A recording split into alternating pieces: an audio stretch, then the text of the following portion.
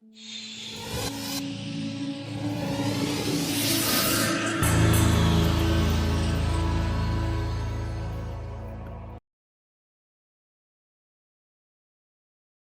you ever heard of the antimatter universe in DC comic books? What if I told you it's real?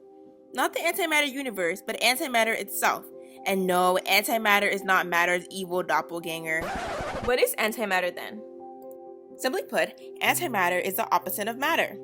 Antimatter, just like matter, but with its electric charge reversed. Matter and antimatter are always produced as a pair. For every subatomic particle, like protons and electrons, there is an antiparticle like antiprotons and antielectrons, also called positrons. Neutrons are its own antiparticle.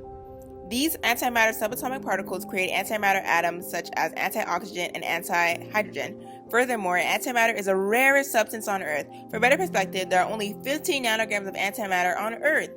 If antimatter is so rare, how was it discovered? Antimatter was first theorized in 1928 by Paul Dirac, a British physicist who was seeking to unite quantum mechanics and Einstein's theory of special relativity to describe how an electron would act when moving at a relatively high speed.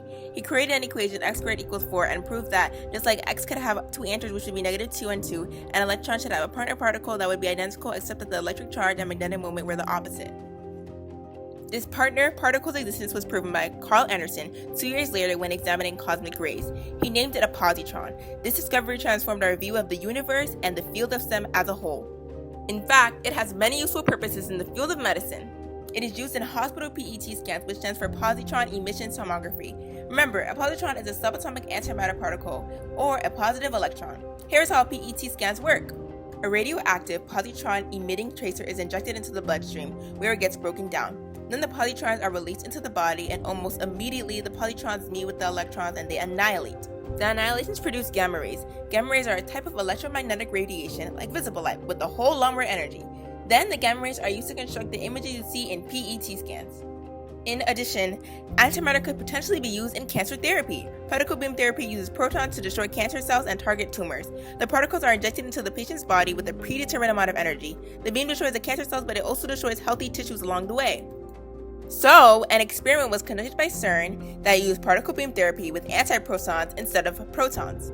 The antiprotons added an extra burst of energy, and 4 times fewer antiprotons and protons were needed to inflict the same level of damage, which means the damage to healthy tissues would be significantly reduced. Okay, that's cool and all, but aren't there small amounts of antimatter in the Earth? Where do you get the antimatter to perform the PET scans? Bananas! Well, they do not get antimatter from the bananas itself, but there's a particular radioactive isotope of potassium, aka potassium-40, that bananas have in very small amounts. Every 75 minutes, this isotope decays and produces a positron. Similarly, the tracer injected in the body during a PET scan has this potassium-40 isotope, where it will decay in the body and produce a positron. But don't we also have potassium in our bodies?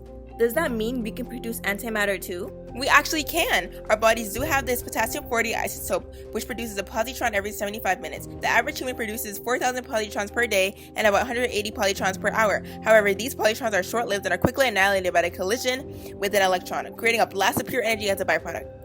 As you can see, antimatter is incredibly difficult to preserve because matter is all around us and a small bump of a matter particle annihilates the antimatter particle. This is why antimatter is the most expensive substance on planet Earth, with the price of antimatter being about $63 trillion per gram. Many individuals suggest the application of antimatter with bombs could have extremely devastating effects because a gram of antimatter could produce an explosion the size of a nuclear bomb. Wow, that's pretty interesting. I have one last question. Earlier you said that matter and antimatter are produced in a pair.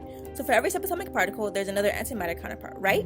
Matter is all around us and it is in abundance, but when it comes to antimatter, there's only a teeny tiny amount. Why is that? That's exactly what has many scientists around the world stumped as well. According to the theory, the Big Bang should have created matter and antimatter in equal amounts. When matter and antimatter collide, they annihilate into pure energy, which implies that none of us should have even existed. Scientists suggest that maybe there was one extra matter particle for every billion matter-antimatter pair. However, scientists are still looking for real evidence to explain this asymmetry. Now I pose a question to you.